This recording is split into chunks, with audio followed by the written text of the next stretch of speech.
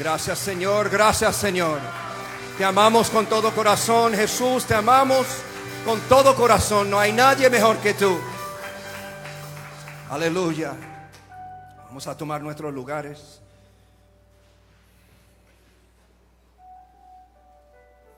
A mí me encanta cuando a veces mando mis títulos y le doy miedo a los que tienen que preparar mis gráficas. El título de esta tarde es Ven por tu Cordero con descuento. Y ella estaba como, eso no puede, eso no existe. Yo simplemente repito, obedezca, tienes que tener confianza en mí, como ustedes tienen confianza en mí. Estamos creciendo y no como una explosión, pero estamos creciendo con momentum. Estamos creciendo como una persona, como una iglesia debe crecer, y lo podemos ver en la gente que nosotros tenemos, en los jóvenes que cuando ellos empezaron aquí tenían, no sé, 17 años, 15 años, y ahora están dirigiendo adoración y lo hacen con todo corazón. Y eso es bellísimo para mí, ver la gente crecer. Yo soy un pastor que siempre estoy buscando cuándo puedo dar a alguien una oportunidad nueva. El sonido cambió, para que sepas. Él dijo, ¿qué hice yo? Pero tú solo cantaste por 25 minutos. Tienes que añadirlo por una canción. Pero por su primera vez dirigiendo en un domingo, ella hizo un tremendo trabajo.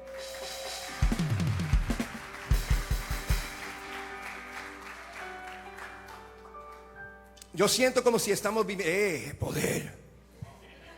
Yo vi un video de unos pentecostales hoy. Ellos cogen el micrófono. Yo me quedé como wow. Quizás no voy a perder mi voz si empiezo a predicar así. Pero estamos viviendo en un tiempo súper especial. Estoy viendo como Dios está permitiéndonos.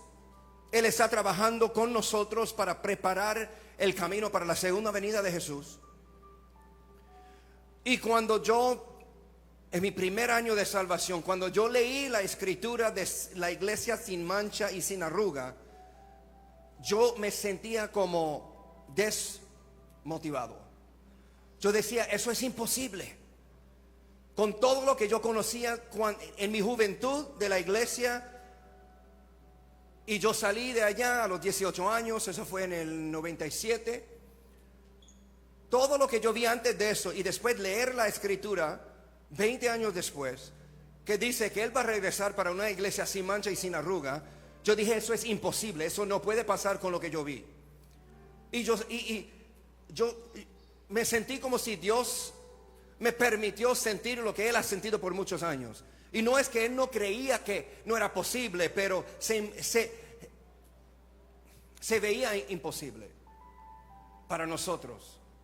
Pero Dios es el Dios de cambiando las imposibilidades a sus posibilidades. Y yo estaba literalmente pensando, ¿qué podemos hacer? ¿Qué hemos hecho por 2000 años? Y yo realmente no tenía esperanza. Yo sentía como si eso es imposible. Hasta que yo empecé a trabajar con los jóvenes. Cuando yo empecé a trabajar con los jóvenes, yo vi una diferencia con la generación mía. Y lo que yo veo pasando con los jóvenes es algo especial. Y para mí yo veo y yo tengo esperanza que podemos llegar un día para tener iglesias sin manchas y sin arrugas, para recibir al Señor Jesús en la manera que Él debe ser recibido, en la manera que Él es digno de ser recibido. Eso es una carga que Él ha puesto en mí. Y con eso me encanta este día. Me encanta este día porque es el domingo de Ramos. Es el día que 2000 años atrás Jesús estaba entrando a la ciudad. Y por muchas semanas estamos en una jornada tratando de ponernos en el lugar de Jesús 2000 años atrás. En toda su jornada, estudiando todo lo que Él hizo. Porque no son historias, estos son evidencias. Eso es, hay prueba de todo esto. Y me emociono llegando a este día. Y como yo compartí en la mañana, unos años atrás me tocó predicar un domingo. Yo tenía un mensaje ya preparado, que era un mensaje de avivamiento. Y yo creo que era como 2 días antes de que yo tenía que predicar, yo vi en el calendario que era Domingo de Ramos. Y yo dije, Dios mío, yo tengo que cambiar mi mensaje. Yo preparé un mensaje de avivamiento, pero ahora tengo que hablar de Ramos. Yo ni sabía lo que era. Y yo dije, voy a entrar ahí y yo voy a empezar a leer para ver si puedo encontrar un mensaje. Y después que lo leí, yo encontré que el mensaje de avivamiento ya era el mensaje de el Domingo de Ramos. Y simplemente tenía que poner esas escrituras en mi mensaje y predicarlo. Y eso es el mensaje que yo prediqué en esta mañana. Pero estoy viniendo con otra prédica que se trata del mismo día, del mismo tiempo.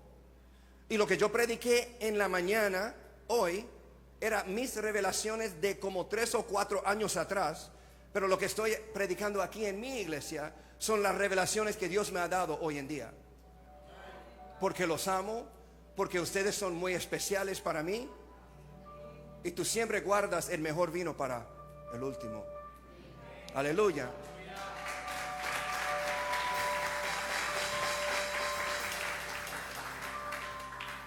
El viaje de Jesús previo al Domingo de Ramos incluyó paradas en ciertas ciudades. Él paró en una ciudad que se llama Efraín. Él paró en una ciudad que se llama Betania.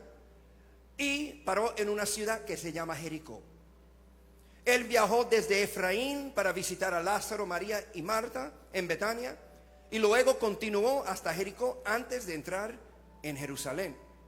Unas semanas atrás yo prediqué sobre la higuera y la ciudad de Betania. ¿Por qué te ríes? Están esperando que le diga algo, ¿verdad? Ustedes son malos. Yo prediqué sobre eso. Lo voy a leer otra vez. 3 escrituras. Juan 12, 1 al 3 dice: 6 días antes de la Pascua. Diga eso, 6 días antes de la Pascua. Es casi como si era hoy. Vino Jesús a Betania, donde estaba Lázaro, y él había estado muerto, y a quien había resucitado de los muertos. Y le hicieron allí una cena. Marta servía y Lázaro era uno de los que estaban sentados a la mesa con él. Entonces María tomó una libra de perfume de nardo puro, de mucho precio, y ungió los pies de Jesús y los enjugó con sus cabellos, y a la casa se llenó del olor del perfume. Eso es precioso. Si nosotros simplemente nos podemos presentarnos antes de Jesús en honra, en humillación, con perfume o sin perfume, con aceite o sin aceite, ese lugar se va a llenar con un olor que el cielo le encanta. Pero él paró en una ciudad también que se llama la ciudad de Efraín. Yo realmente antes de ayer yo no sabía el significado de la ciudad de Efraín. Yo estaba haciendo mis búsquedas de por qué Jesús paró en Efraín. Y aquí lo tengo. El nombre Efraín significa fructífero, o seré fructífero. Deriva de la raíz hebrea que significa ser fructífero. José, uno de los hijos de Jacob, llamó a su segundo hijo Efraín, diciendo: Dios me ha hecho fructífero en la tierra de mi aflicción. Eso suena como Betania. Eso suena como lo que Jesús experimentaba durante la muerte de Lázaro. Y eso significa que a pesar de las dificultades de José en Egipto, Dios lo bendijo con hijos. Los nombres importan. Lo que te llaman, eso importa. Yo prediqué sobre eso, no sé, 3, 4 meses atrás. Y casi siempre cuando estoy preparando un mensaje y yo empiezo a hacer búsquedas de ¿por qué esto o qué significa lo otro? Yo siempre veo una conexión con lo que estoy predicando. Yo no tengo que inventar mucho si literalmente estudio. Y si hay pastores o predicadores que están inventando revelaciones, eso es por vagancias, porque si simplemente estudias un poquito, tú puedes aprender lo que Dios está tratando de decir. Yo no vine aquí para traer inventos. Yo vine al lugar secreto para estudiar, para aprender y para compartir lo que Dios está compartiendo conmigo. No hay nada que yo puedo decir con mi inteligencia que saldrá más poderoso de lo que ya ha sido dicho. No hay una palabra profética que yo puedo compartir para tu vida que si está fuera de la Biblia va a servir más poderoso de lo que la Biblia ya ha dicho de usted. Que mayor es Él que está en ti de que Él que está en el mundo. Y que los ángeles se acampan alrededor de aquellos que le temen. Mira, si quieres una buena profecía, dile a alguien que te lea la Biblia. Amén. El mejor libro de la historia del mundo, que han vendido más copias de cualquier otro libro. Y yo creo que en el segundo lugar es el código de Da Vinci, the Da Vinci Code, que se trata tratando de entender la Biblia.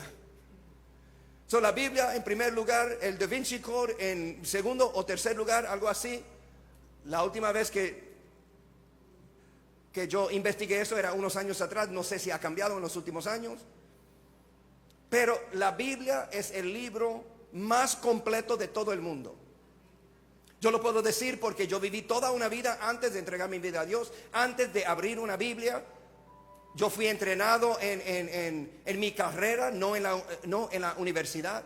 Yo trabajaba para corporaciones grandes, multimillonarios, y ellos invertían mucho dinero para entrenar sus gerentes, y yo era uno de ellos. Ahí yo recibí mi educación. Ahí yo aprendí cómo hablar con la gente. Yo aprendí cómo discutir con personas. Yo aprendí cómo quitar, cómo cambiar una atmósfera. Si hay una pelea, si hay algo que está pasando. Yo aprendí todas esas cosas ahí. Yo aprendí cómo ser líder. Yo aprendí cómo ser coach. Yo aprendí cómo vender. Y todas las estrategias que ellos compartían en estas conferencias, que yo tenía que ir, quedarme en un hotel un fin de semana. Y prácticamente cada cosa que yo aprendí en las corporaciones son cosas que eventualmente yo encontré en la Biblia. Y estas corporaciones de los Estados Unidos, ellos pagan, no sé, miles de dólares. $30,000, $100,000 para hacer una conferencia cada año para enseñar su equipo algo que ya está en la Biblia. ¿Qué estamos haciendo, iglesia? Tenemos acceso a toda la información, pero decidimos cada mañana para despertarnos y no usar nada de eso. Como yo prediqué el viernes. ¿Cuál es la diferencia entre aquellos que creen en Dios y aquellos que no creen en Dios? Los que no creen en Dios solo tienen que depender en su Dios, que es información. Ellos reciben información, lo ponen en práctica y ellos generan resultados. Pero nosotros que tenemos Dios y información, decimos allá con la información y yo me quedo con Dios. Dios está diciendo, yo te quiero conmigo, pero también con mi información. Y si tú aplicas mi información, las letras se van a brincar de la página y se van a encarnarse en tu vida. Y tú vas a salir con más frutos de aquellos que no creen en mí.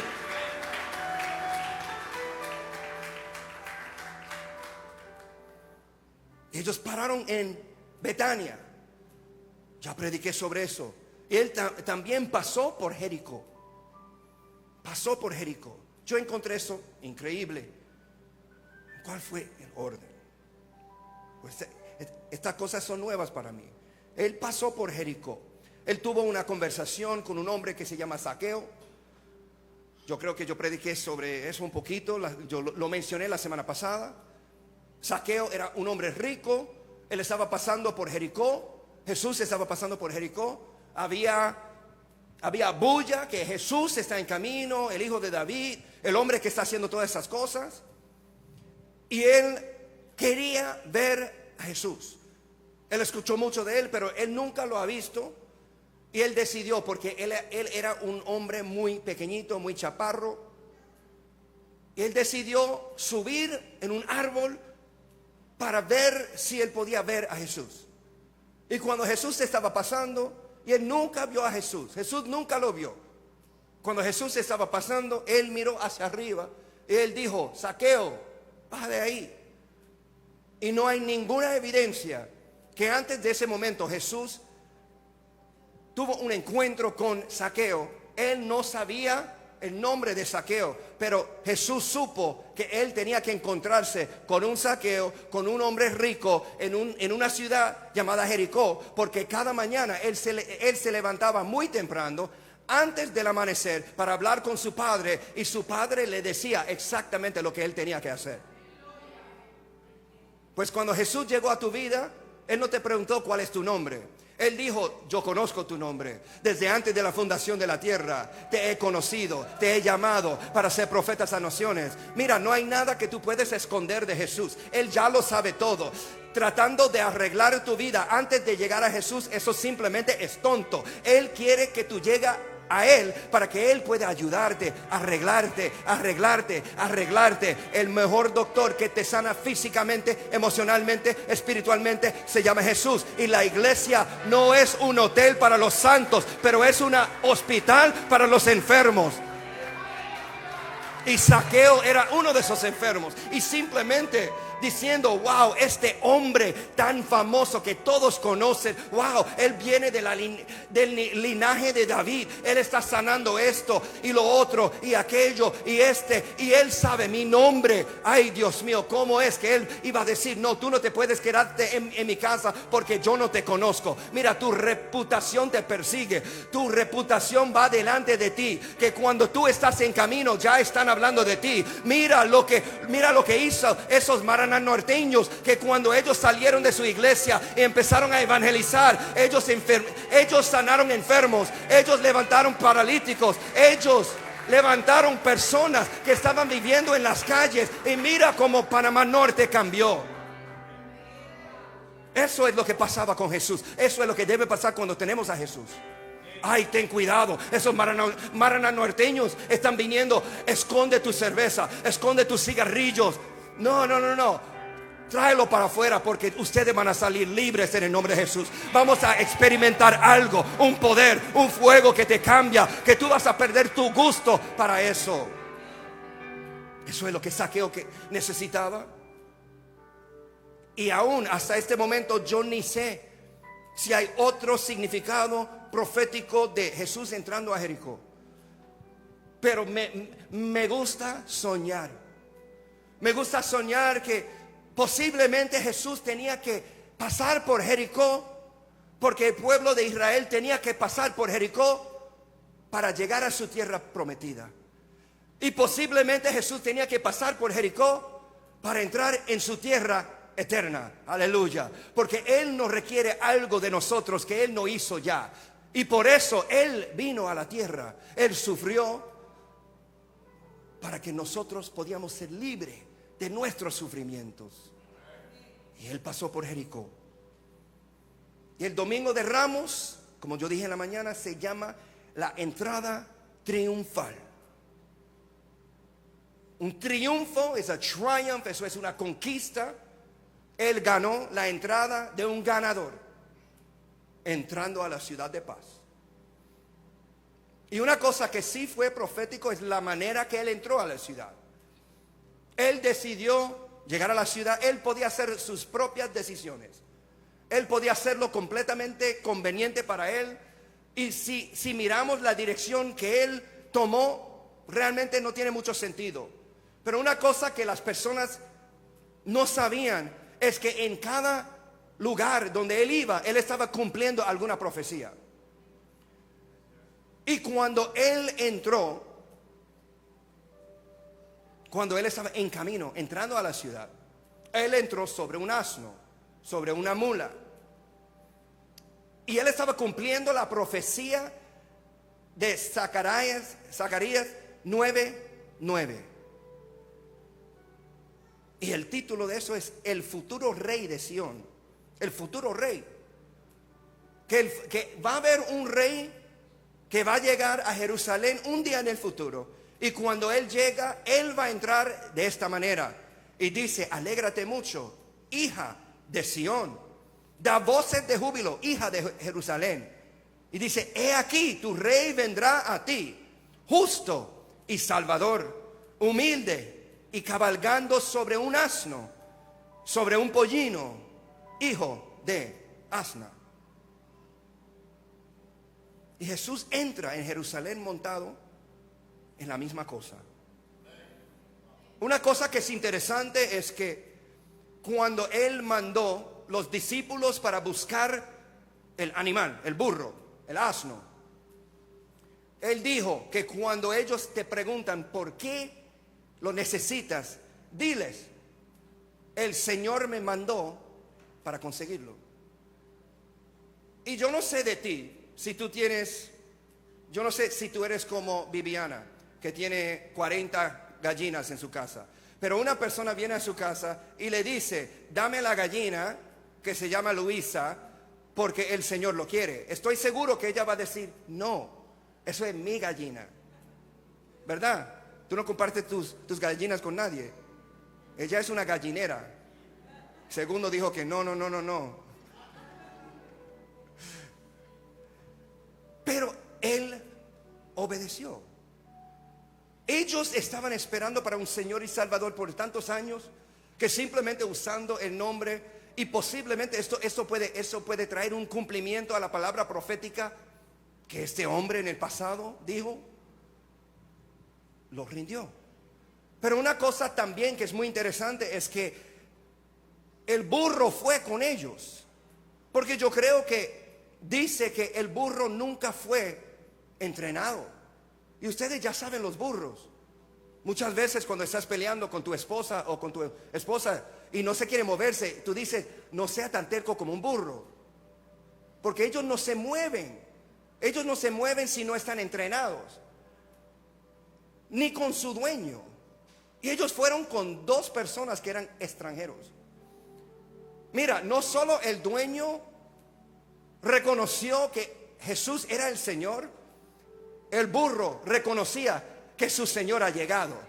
El burro estaba esperando por muchos años para ese Señor, para que él podía regresar a la ciudad de paz. Porque si las rocas clamarán, los burros van a clamar.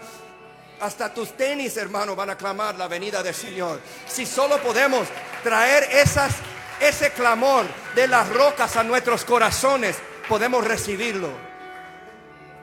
El burro simplemente estaba obedeciendo. El burro regresó a su programación que ya fue como impartido en su ADN, que en como 2 ocasiones después de eso fue practicado. Lo vimos cuando ellos entraron al arca de Noé. Ellos tenían que obedecer a su Señor. Nosotros somos la única creación que podemos pensar, que podemos ser rebeldes, que podemos decidir no amar a Dios ni creer en Dios. Somos la única creación. Pero toda la creación, hasta la silla donde te encuentras sentada, reconoce que el Señor es el Señor. Y si nosotros no clamamos, las sillas por debajo de ti van a clamar la segunda venida del Señor. Si las rocas claman, todo lo demás clama. La tierra gime por la venida de su Señor. Es tremendo. Y eso es lo que pasó en ese momento. Lo llevaron, ellos pusieron mantos sobre el burro y él empezó a entrar a la ciudad. Mira, yo no sé cuántas otras personas han entrado a la ciudad sobre un burro. Posiblemente habían miles cada día que estaban entrando en esa ciudad sobre un burro, pero nadie dijo, oh mira, él llegó. No fue él. Había algo en la gente que ellos podían sentir una confirmación en su espíritu. Su espíritu le dio testimonio de este hombre, hay algo diferente en él. Y cuando él está entrando a la ciudad, cuando él está en camino a la ciudad, ellos tenían una reacción natural.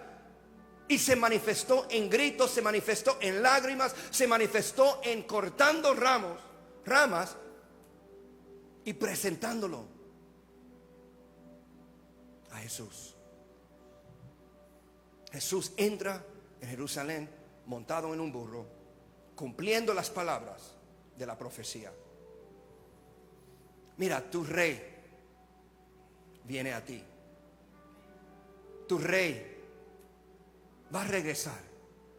Y como yo estaba ministrando en la mañana, cuando Él regresa, eso no significa que cada deseo que tú tienes, que cada necesidad que tú tienes, es algo que Él te va a dar. Mira, Jesús no es Santa Claus, Papá Noé. Jesús es Jesús. Jesús ya te ha dado lo que tú necesitas hasta este punto. Y lo que te falta es algo que tú tienes que trabajar en usted mismo. Y cuando tú estás listo, cuando tú estás preparado, es cuando Él te lo va a confiar. Porque la palabra del Señor dice: sea fiel en lo muy poco y te confiaré en lo mucho. Si Él no te ha entregado lo mucho, es porque has sido infiel en lo muy poco. Piénsalo. ¿En cuáles áreas has sido infiel? ¿En tu oración? ¿En tu manera de amar? ¿En tu manera de representar a Jesús en tu trabajo? ¿En tu manera de cómo representas a Jesús en tu casa? ¿Al frente de tu familia?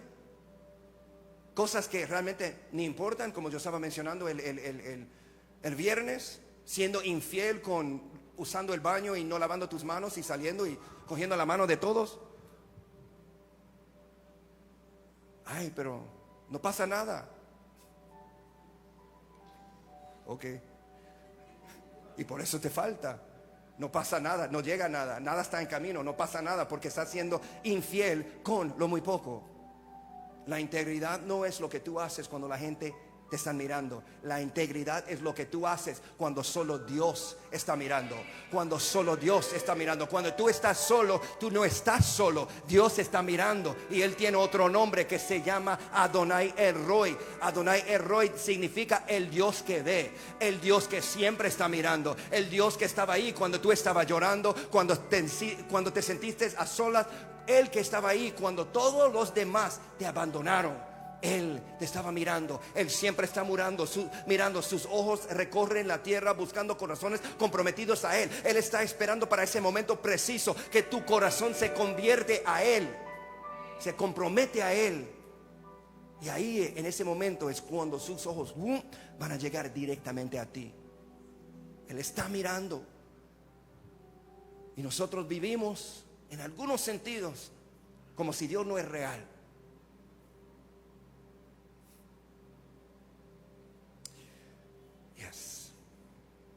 Mira, tu rey viene a ti.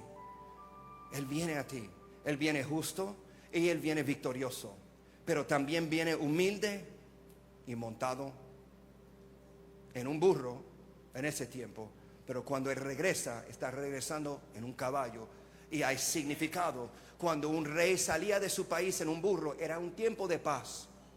Pero es muy interesante porque la ciudad se llamaba Jerusalén, ciudad de paz. Y Él no estaba saliendo en un burro, pero Él estaba entrando en un burro. Él estaba diciendo: yo vengo en paz, yo vengo en humildad. Pero cuando Él regresa, cuando un rey está saliendo de su palacio sobre un caballo, eso significa es tiempo de guerra. Y cuando Jesús regresa, es tiempo de guerra. Y es una pelea, es una guerra que ya ha sido ganado. El momento que Él entra al mundo, ni va a ser para pelear. Va a ser para hacer el victory lap. Va a ser para hacer la ronda de victoria.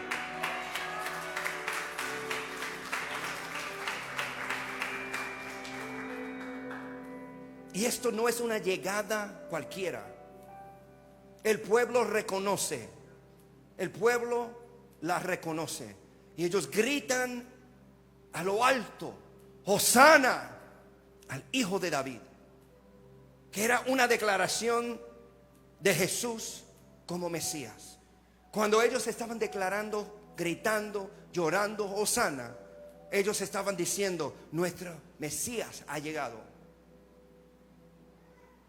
Pero lo que aún no comprendían era que su Mesías no había venido a conquistar a Roma, sino él solo vino para conquistar el pecado y para conquistar la muerte.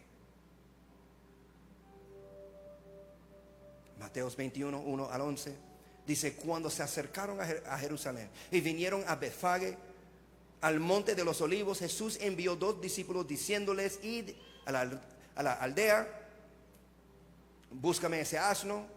Versículo 3, y si alguien te dice algo, te pregunta algo, el Señor los necesita. Todo aconteció para que se cumpliese. Versículo 5, decid a la hija de Sión, he aquí tu rey viene a ti, manso y sentado sobre una asna, sobre un pollino, hijo de animal de carga. Y los discípulos fueron e hicieron como Jesús les mandó, y trajeron el asna y el pollino, y pusieron sobre ellos sus mantos, y él se sentó encima. Y la multitud, que era muy numerosa, tendía sus mantos en el camino, y otros cortaban ramas de los árboles y las tendían en el camino. Y la gente que iban delante y la que iban detrás aclamaba diciendo, Hosana al Hijo de David, bendito él que viene en el nombre del Señor, Hosana en las alturas. Y cuando entró en Jerusalén, toda la ciudad se conmovió diciendo, ¿quién es este?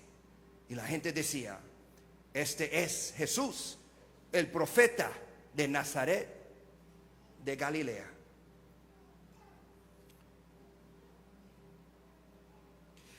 La entrada y el tiempo de aquí. Todo el pueblo de Israel en Jerusalén estaban celebrando algo. Eran las celebraciones de Pascua. Y siempre era para recordar el momento en el pasado cuando ellos eran esclavos en Egipto y cuando ese ángel de la muerte vino. Lo encontramos en Éxodo 12. Solo voy a tocar algunas escrituras. Y Dios les dice a su pueblo que sacrifique un cordero sin mancha y marque los postes de sus puertas con su sangre. Esa noche el ángel de la muerte pasó por alto cada hogar cubierto por la sangre, y eso fue mediante este acto de fe y obediencia que Israel fue salvo. En Éxodo 12:3 dice, hablad a toda la congregación de Israel diciendo, en el 10 de este mes, tómese cada uno un cordero según las familias de los padres, y un cordero por familia. Versículo 5 dice, el animal será sin defecto, macho de 1 año, lo tomaréis de las ovejas o de las cabras. Versículo 7, y tomaron de la sangre y la pondrán en los 2 postes y en el dintel de la casa en que lo han de comer. Versículos 12 y 13, y termino con Éxodo, y dice, pues yo pasaré aquella noche por la tierra de Egipto y heriere a todo primogénito en la tierra de Egipto, así de los hombres como de las bestias, y ejecutaré mis juicios en todos los dioses de Egipto. Yo Jehová, y la sangre os será por señal en las cosas donde vosotros estéis, y veré la sangre y pasaré de vosotros, y no habrá en vosotros plaga de mortandad cuando hiere la tierra de Egipto. Mira, ese momento no se trató solo de la liberación de la esclavitud, pero eso también funcionó para darle esperanza de un anticipo de algo mayor que estaba por venir. Y por eso Jesús entró a la ciudad durante este tiempo, porque Él estaba cumpliendo otra profecía. Él estaba haciendo algo. Y es muy interesante porque en inglés este tiempo se llama Passover. Este domingo se llama Passover Sunday, o Palm Sunday. Y la celebración era the Passover Celebration. Era un tiempo que ellos celebraban cuando el Espíritu pasó por encima de ellos. Eso es lo que significa la palabra Passover, para pasar over, por encima. Ahora ustedes son bilingües como yo. Y a mí me encanta eso, porque ellos pusieron sangre en los 2 lados de la puerta y sobre el dintel. Y eran 3 puntos. Yo no sé si ellos ya sabían que estaban bautizando la puerta en el nombre del Padre, del Hijo y del Espíritu Santo. O yo no sé si ellos sabían que si tú conectas esas puntas, que tú puedes hacer una cruz. O si eres católico, es 3 puntos en las puertas. Mira, yo no sé de ustedes, pero una oveja sin manchas, muy joven, inocente, sin cicatrices, literalmente criado para morir. Como alguien que hemos seguido en este tiempo. La sangre de esa oveja con los 3 puntos y el espíritu de la muerte pasó por encima. Passed over. Y durante este tiempo, en el futuro, cuando Jesús está regresando a la ciudad, en el tiempo de Passover, las celebraciones de las Pascuas, ellos empezaron a tirar sus mantos en el piso al frente del rey sobre ese asno, y el espíritu de vida passed over lo que ellos sembraron. Yo no sé si ustedes saben, pero en esos tiempos las personas que tenían un manto, posiblemente era el único manto que ellos tenían, el único vestido que ellos tenían. Ellos no tenían un closet lleno de cosas. Ellos tenían una cosa, posiblemente una cosa para la ciudad y una cosa para la iglesia, posiblemente, si tenían 2. Pero la mayoría de gente solo tenían ese manto, ese vestido. Eso significa que eso tenía mucho valor. Ellos estaban sembrando, ellos estaban dando un sacrificio, porque ellos no sabían si ellos lo iban a recibir otra vez. Pero ellos estaban honrando el espíritu de vida que estaba entrando a la ciudad. Y es interesante porque cuando él pasó por eso, nadie sabía lo que él estaba haciendo. La gente pensaron que sabían quién era, pero en ese momento no se trató de liberación en el pasado, pero Jesús estaba en camino para liberar a todos nosotros. Mira, días previos a la crucifixión de Jesús, y no es casualidad que Jesús entrará en Jerusalén al comienzo de la semana de las Pascuas, al mismo tiempo que el pueblo elegía. Mira, había celebraciones en la ciudad y había mucha gente porque había rituales, había leyes. Y una de las leyes es que en muchos sentidos ellos tenían que pagar sus impuestos, ellos tenían que traer sus diezmos. Y había personas que ellos tenían que viajar desde muy lejos. Y era muy difícil trabajar muy lejos con tus sacrificios, porque posiblemente tu oveja salió de la casa pura y inocente, sin manchas.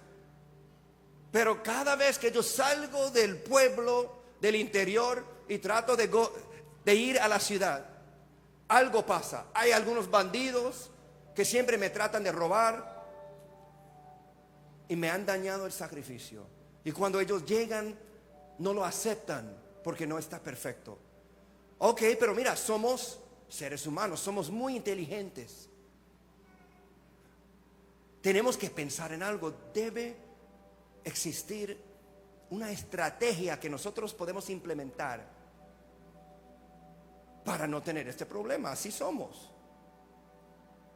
En vez de traer tus sacrificios, ¿por qué no traes tu dinero y compras tu sacrificio ahí en la ciudad? ¡Wow! Pero qué idea tan genial. ¿Por qué no lo pensé yo 1000 años atrás? Y por esa razón estaban vendiendo en el templo. Y ahí es donde vino el título: ven por tu cordero con descuento. Mira, si tú conoces un lugar, y estoy seguro que ustedes todos los conocen ya, como un bazar, como algún lugar donde hay muchas personas vendiendo la misma cosa. Siempre es un juego, como prácticamente como una juega vivo. Cuando tú tienes 10 mesas vendiendo la misma cosa, tú tienes que competir contra la competencia. Oh, ellos están vendiéndolo aquí por esta cantidad. Ay, pero acá yo te puedo dar 2 corderos por el mismo precio. Ven y compra tu cordero con un descuento.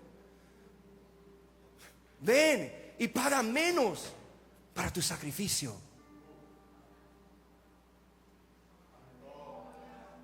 Ven y trae tu dinero, lo que tú ganaste con la obra de tu mano. Y sea juicioso con eso. Y ven y compra tu sacrificio con un descuento. No te va a doler tanto si pagas menos. Tú vas a tener más para ti, más para tu familia. Es obvio que esto es la decisión que tú tienes que hacer. Y solo un tonto pagaría más. Y era un juego ahí en el templo. Estaban cambiando monedas a lo que usaban en el palacio. Posiblemente estaban cambiando lo que el pueblo de Israel usaba y lo que Roma usaba. Estaban cambiando eso y siempre había como inflación, o que el dólar americano tiene el valor de esto este día, pero los pesos de Colombia tienen este valor ese día. Y ahora que Trump es presidente, todos los otros países su dinero no vale nada. Gloria a Dios que Panamá usa el dólar. Pero eso es lo que ellos estaban haciendo. Es como si fuiste a la cinta costera, al plaza, al lugar de mariscos, donde venden todo ese ceviche. ¿Ah? Mercado de mariscos, el lugar de ceviche. Eso es lo que lo llamo. Es como si estás ahí y si tú quieres ceviche, mira, tú puedes salir con un ceviche a mitad de precio si lo juegas bien. Ustedes ya lo saben, porque cada uno de ustedes paga mitad de precio allá también. Ustedes saben cómo bregar, pero no con tu sacrificio. Pero no con tu sacrificio. Mira, tú no vas a la iglesia para comprar tu sacrificio. Tú vienes a la iglesia con tu sacrificio.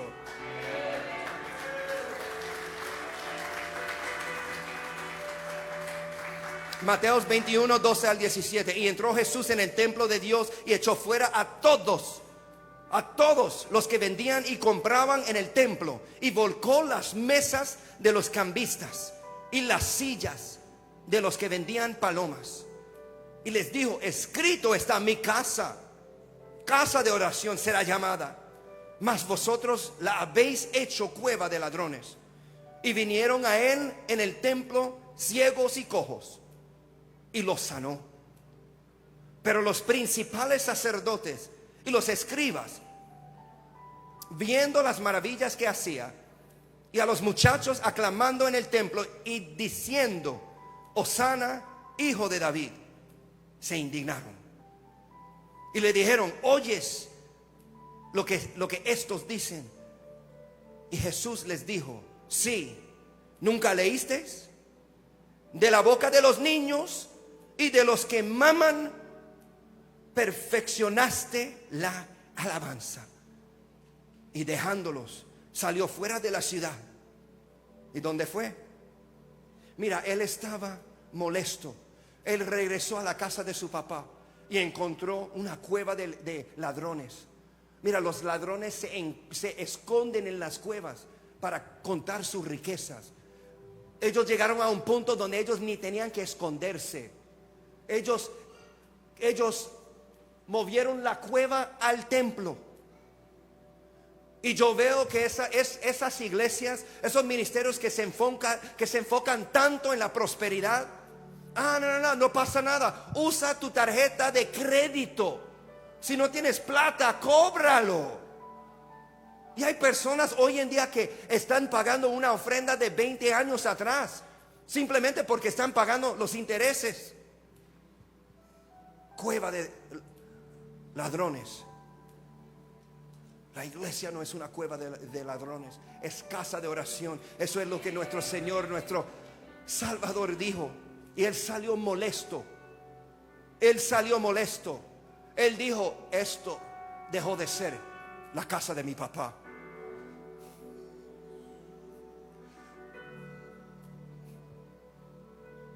Esto dejó de ser iglesia. Y después de eso, Él dijo, yo voy a destruir la iglesia, voy a destruir el templo y edificaré un nuevo templo en 3 días. Y este templo, cada persona va a tener la responsabilidad de mantener ese templo puro, de mantener ese templo como un templo, como una casa de adoración, como una casa de oración. Y cada cuerpo que está aquí sentado es un templo, y te toca a ti asegurarte que tu templo del Espíritu Santo de Dios es casa de oración, es casa del Padre, es casa de alabanza. Y ahí es cuando Jesús, cuando Él entra tu vida, Él dice, estoy en la casa de mi papá. Yo quiero ser una de esas casas. Aleluya. Y aquí dice, y dejándolos, salió fuera de la ciudad a Betania. ¿Te acuerdas de Betania? Casa de aflicción o casa de frutos.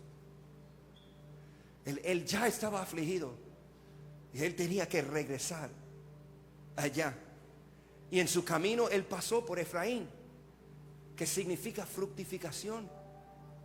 Él pasó por Jericó. Estoy entrando en mi promesa. Él llegó a la ciudad de paz. No, él fue a Betania. Ungieron sus pies. Entró a la ciudad de paz.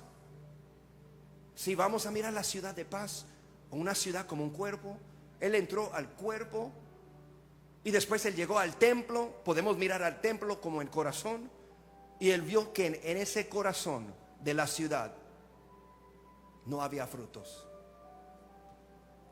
Él tenía que salir afligido, en búsqueda de frutos, porque ya fue profetizado, yo voy a pasar por Efraín, donde los frutos deben venir. Y yo creo que él sanó 2 ciegos ahí. Y él tenía que salir de la ciudad y regresar a Betania. Pero en el camino a Betania es cuando él vio la higuera.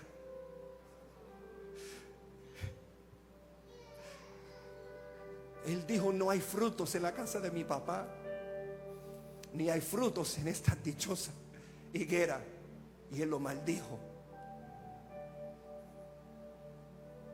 Y después de eso él regresó a la ciudad. En Isaías 53, y no voy a meterme mucho en eso, pero dice, como cordero fue llevado al matadero, y el Señor cargó en él la iniquidad de todos nosotros. Eso fue la profecía. Lo que es interesante es que ellos los recibieron como el Hijo del Señor. Él entró, todos estaban clamando Hosana. Él entró al templo y él vio que ellos estaban vendiendo los animales. Y mi invento es que lo tenían a descuento. Así funcionan las cosas, ¿verdad? Pero lo que ellos no sabían es que ellos no tenían que comprar un sacrificio ese año. El sacrificio ya entró. El sacrificio ha estado en camino por mucho tiempo. Lo que los salvó en el tiempo de Egipto, esa sangre de un animal que los podían perdonar, pero no liberarlos de la culpabilidad, de remordimiento. Que esos días iban a llegar a su fin. Ellos no tenían que estar ahí cambiando dinero para comprar un sacrificio. Dame 2 palomas y dame una oveja y dame esto y lo otro. Y ellos se molestaron con el sacrificio que no cuesta nada, porque ellos no querían un sacrificio dado por gracia. Ellos querían comprar su salvación. Ellos querían comprar su perdón, porque si ellos lo compran, ellos no tienen que darle gracias a nadie. Simplemente querían cumplirlo por deber, no por querer. Ellos no querían algo más. Ellos no querían algo nuevo. Y ellos querían comprar un cordero con descuento. Y Jesús era el cordero entrando a la ciudad. Jesús es ese cordero sin mancha, elegido, apartado. Y así como la sangre del cordero en los postes de las puertas salvó a Israel de la muerte, ahora es la sangre de Jesús en la cruz la que nos salva de la muerte eterna. Y no sé si las personas sabían, pero había una persona que lo sabía. Había una persona que estaba hablando de eso. Y a esa persona le tocó preparar el camino. Y a mí siempre me encanta decir, ¿dónde está la generación de los Juan, los Bautistas? Juan el Bautista. Que estoy aquí preparando el camino para alguien que es mejor que yo. Una generación que se levanta para preparar el camino para la venida de Jesús. Sabiendo esto, lo que Juan el Bautista supo cuando él dijo en Juan 1:29, y él dijo, el siguiente día vio Juan a Jesús que venía a él, y él dijo, he aquí el Cordero de Dios que quita el pecado del mundo. Y estoy seguro que Juan el Bautista no entró a la ciudad en ese año. Él no entró al templo en ese año, que posiblemente él tenía que hacerlo en el pasado. Pero este año algo ha cambiado, porque este año es el primer año de Semana Santa. Eshama, la santidad de nuestro Señor está bautizando todos los días de esa semana. Y esto fue 6 días antes de la Pascua, cuando él entró a la ciudad. El domingo de Ramos, el pueblo esperaba un rey guerrero, pero lo que recibieron fue algo mucho mayor. Ellos recibieron un Salvador que vencería el pecado, y no con la espada, sino con su sacrificio, porque Él es el Cordero. Segundo, por favor, acompáñanos.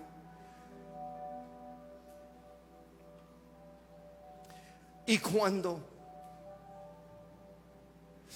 Él entró a la ciudad, y como yo prediqué en la mañana, cuando Él entró a la ciudad, todos estaban gritando Hosana, todos estaban presentando ramos, todos estaban tirando sus mantos. Y se parecía como un avivamiento, se parecía como el gran evento de la historia de toda esa ciudad, porque esa gente estaban esperándolo por años. Pero el momento que Él entró y que Él se comportó fuera de lo que ellos pensaron, es el momento que ellos decidieron, no fue. Pero ¿por qué lo recibieron de esa manera? Había cientos de personas cada día entrando sobre un burro. ¿Por qué lo nombraron Señor y Salvador ese día? Ellos vieron algo en Él, ellos sintieron algo en Él. Pero en ese momento ellos simplemente decidieron, este Salvador no funciona para mí. Yo espero la próxima. Y hasta el día de hoy hay muchos judíos que están esperando el Mesías. El Mesías ya llegó. Si esperas hasta que Él regresa, va a ser suficientemente tarde. Y por eso la gente que oran por Israel, la palabra de Dios dice que son benditos, son bendecidos. Aquellos que oran por Israel, aquellos que cuidan Israel, yo creo que se dice. Y por eso cada domingo en la otra iglesia estamos orando por Israel. Y simplemente haciendo eso, Dios nos va a ayudar a construir la catedral de Jesús y transformar esta iglesia a una iglesia de 1000 miembros. El Cordero de Dios, el Cordero de Dios. Y tenemos que orar. Mira, si tú no sabes qué orar por los judíos, ora para que ellos tengan encuentros con el Espíritu Santo de Dios. Específicamente eso, porque la palabra de Dios dice que el Espíritu Santo nos da revelación, nos da testimonio de Jesús. Si no tenemos testimonio de Jesús, eso significa que nos falta Espíritu Santo. Cuando tenemos Espíritu Santo, Él da la introducción a Jesús. El Espíritu Santo trabajó con cada uno de ustedes para traerte un día a tener un encuentro con Jesús. Eso fue su trabajo desde antes de que naciste. Y por eso tenemos que orar, que los judíos pueden tener encuentros con el Espíritu Santo de Dios. Porque el momento que ellos reciben el Espíritu Santo de Dios, ellos van a recibir un testimonio que Jesús el Mesías ya vino. Ahora es tiempo de preparar el camino una segunda vez. Y hay 100,000 de ellos que tienen que regresar allá antes de que Jesús regresa. Ellos los recibieron con gritos, con emoción, pero lo despidieron escupiendo su cara, pegándolo, maldiciéndolo, diciendo: tú no eras. Y cada vez que nosotros oramos, o a veces hacemos un trato con Dios diciendo: si tú me haces esto, yo voy a hacer eso. Yo lo hice cada vez que yo tenía que ir a una corte. Yo siempre le decía a Dios: yo voy a creer que tú eres real si tú me ayudas a salir de esto. Y yo salía de eso y yo decía: no estoy convencido. ¿Cuántos de nosotros estamos haciendo lo mismo? ¿Para qué esperar? Cambiar nuestra vida. Ay, no, pero yo soy yo quiero lo que yo quiero. Ok. Cada uno. Yo simplemente puedo decir lo que he experimentado. Y lo que he experimentado es que después que Jesús vino a mi vida ha cambiado para siempre. Estoy viviendo mi mejor vida. Y yo voy de aumento en aumento en aumento, de gloria en gloria en gloria. Antes de Jesús yo batallaba con depresión, ansiedad, pensamientos. Desde Jesús la depresión se fue completamente, la ansiedad se fue completamente. Mira, yo tenía temor de hablar al frente de gente. Y a veces yo predico por 1 hora y 45 minutos visitando otra iglesia. Yo tenía tantos nervios cuando yo empecé el micrófono. Era así. Pero el momento que yo recibí la confianza que esto es mi llamado, esta confianza no es mi confianza. Esta confianza es la confianza que Él tiene en mí. Esta confianza es la responsabilidad. Yo confío en Él. Yo encontré por muchos años, cuando yo estaba recién convertido, en mis oraciones yo le repetía muchas veces diciendo: yo confío en ti, Señor, yo confío en ti, Señor. Y un día yo estaba como: obviamente tú debes confiar en Dios. Dios es bueno. Pero la pregunta es que si Dios confía en usted. Eso era la pregunta que yo hice para mí mismo. Yo dije: obviamente yo confío en ti, pero tú confías en mí. Y yo empecé a cambiar mi oración. Dios, hazme confiable. Hazme confiable, hazme una persona en cual tú puedes confiar. Si no hay nadie más, Señor, yo quiero presentarme como alguien en cual tú puedes confiar. Y por eso Él me da estos mensajes que a veces me causa dolor predicar. Hoy no, esto es chéverísimo, lo encanta. Estoy aquí seguro con ustedes que me aman. El domingo de Ramos, el pueblo esperaba un rey guerrero, pero recibieron un salvador. Comprando tu cordero, vamos a ponernos en pie. Comprando tu cordero, te hable de que por tus obras, tú puedes comprar tu sacrificio. Y en el Antiguo Testamento eso era suficiente. Era suficiente comprar tu sacrificio o simplemente hacerlos. Pon una oveja con una ovejita y nacen una fábrica de sacrificios. Y ahí tú puedes vender sacrificios a otras personas también que no tienen lo que tú tienes. En el Antiguo Testamento eso funcionaba. Eso era suficiente. Pero había un nuevo pacto que llegó. Y el nuevo pacto entró humilde sobre ese burro y pasó por encima de los sacrificios. En Egipto ellos tenían que sacrificar en sus casas y aplicar la sangre. En el nuevo pacto ellos simplemente tenían que sacrificar dando una ofrenda, y la sangre pasó por encima. Y él vino no para liberarlos como un guerrero. Y eso él no estamos diciendo que él no peleó. Después que él murió, él entró al infierno. Él peleó. Y dice que él tomó las llaves de la muerte.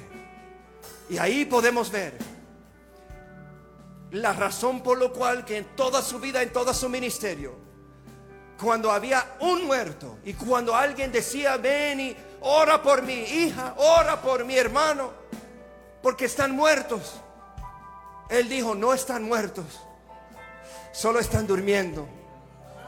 Solo están durmiendo. Él estaba profetizando que cuando yo, el primogénito de todos los muertos, que cuando yo muero, yo voy a ir y rescatar todos los dormidos. Todos los dormidos. Y eso también la palabra dice que él cogió las llaves. La palabra nunca dice que él los regresó al diablo, significando que las llaves de la muerte siguen en las manos de Jesús. Y antes de llegar a ser muerte, tenemos que tener por lo mínimo un encuentro con Jesús. Y ese encuentro con Jesús puede ser el día que tú entregas tu vida a Jesús, o puede ser el día que tú llegas para rendir cuentas en el cielo. Pero lo que yo sé que el Jesús, cuando Él resucitó y cuando Él fue al cielo, Él está sentado a la diestra del Padre, y Él es nuestro mediador, Él es nuestro abogado defensor. Y Él nos ha defendido desde ese momento. Él es tu abogado. Y tus abogados aquí en la tierra normalmente saben tus secretos. Jesús sabe todos tus secretos. Y Él te defiende. Y Él decide amarte. Él decide amarte siendo una persona que no tiene una buena actitud. Él te ama siendo una persona que no te gusta diezmar. Él te ama siendo una persona que tú luchas con la perversidad. Él todavía te ama y Él te protege. Y Él le dice al Padre: extiéndele un día más, dale un día más, porque en cada mañana cuando tú te despiertas hay una nueva misericordia que te espera. Eso no es una misericordia que tú ganaste, es una misericordia que en la noche Jesús lo negoció. Jesús lo negoció diciéndole: un día más, un día más, un día más. Él te protege sabiendo todos tus secretos. Pero espera, pero espera, pero espera. Y que sí, la palabra es la verdad. Y Él que te ha defendido por tanto tiempo, que ha decidido ser paciente contigo, cuando los cielos se abren y cuando Él regresa, Él no va a ser abogado, Él no va a ser abogado, pero Él va a ser juez. Y imagínate, si tu juez ya sabe todos tus secretos, y tú tratas de decir: pero yo hice esto en tu nombre y lo otro en tu nombre. Tú sabes que tú entiendes, tú estabas ahí, tú me defendiste todo ese tiempo. Sí, solo para ese tiempo, pero el tiempo ha cambiado. Y que si ese día es hoy, y que si Jesús regresa hoy, y que si Él está regresando a este mundo como Él estaba regresando a la ciudad. Porque este mundo está en caos. Ahora la ciudad de paz está en Él. Y cuando Él regresa, Él va a regresar la paz a esta tierra que está lleno de caos. Él va a traer el orden a esta tierra una vez más. Vamos a cerrar nuestros ojos. Vamos a levantar nuestras manos. Y cada persona, si tú quieres, vamos a rededicar nuestras vidas a Dios. Cada persona, esto es entre tú y Dios. Cierra tus ojos, levanta tus manos. Mira, no hay tal cosa de que tú solo tienes que entregar tu vida a Dios una vez. Cada día es una oportunidad de entregar tu vida a Dios otra vez. En el nombre de Jesús, Señor, nos presentamos como sacrificio vivo. En este servicio nos presentamos como sacrificio vivo. diciendo que no queremos comprar sacrificios, pero queremos recibir a ti, Jesús, el Cordero de Dios, el Cordero de Dios que fue inmolado y sigue inmolado allá en el cielo y sigue derramando sangre aquí en la tierra. Jesús, te recibimos como nuestro Señor y nuestro Salvador. Perdónanos, Jesús, por estar demasiado ocupados a veces, cuando realmente no tenemos tiempo para hacer y para vivir en acuerdo con nuestras convicciones, Señor. Gracias por morir por nosotros. Gracias por pelear. Gracias por quitar las llaves de la muerte del diablo, porque ahora y para siempre no tenemos que temer la muerte. Si tú temes la muerte, si tú temes morir, eso significa que tu vida no está correcto con Dios. Si simplemente escuchando que esto puede ser tu último día, si eso te da nervios en tu estómago, eso significa que tú tienes que arreglar tu vida con Dios. Eso significa que tú tienes que empezar a vivir con Dios. Yo luché con ese sufrimiento. Yo tenía temor de morirme por 38 años de mi vida. Yo tenía temor en tomar viajes por avión. Cada vez que el avión se movía, yo tenía nervios, porque yo pensé que eso era mi último momento. Hasta que yo llegué al último momento de mi orgullo y me encontré con Jesús, y yo lo recibí. Y cuando yo lo recibí, el perfecto amor echó fuera todo temor de mi vida, y por eso mis emociones han cambiado y no he experimentado esa cosa. Nos presentamos ante ti, Señor, y te recibimos como nuestro Señor y nuestro Salvador. Y una cosa interesante es que cuando la gente pensaron que Él era el Mesías, ellos estaban clamando: sálvanos. Hosana significa sálvanos. Las multitudes estaban clamando: sálvanos, sálvanos. Hasta que Él entró para tratar de trabajar con el corazón de la ciudad, que es la iglesia. La iglesia es el corazón de cada país. La iglesia es el corazón del mismo mundo. Y cuando Jesús llega, Él siempre quiere empezar con el corazón. Porque si el corazón está saludable, el cuerpo está saludable. Ellos estaban clamando: sálvanos. Pero cuando Él empezó a hacer lo que Él tenía que hacer para salvarnos, ellos dijeron: así no. Pero nosotros no vamos a hacer así con Jesús. Cuando nosotros cantamos Hosana, vamos a estar aquí alegres, expectantes y preparados para recibirlos. Somos Maranata Norte, la iglesia lleno de sabios que tienen sus aceites preparados. Gracias, Señor, por entregarnos más aceite en esta tarde.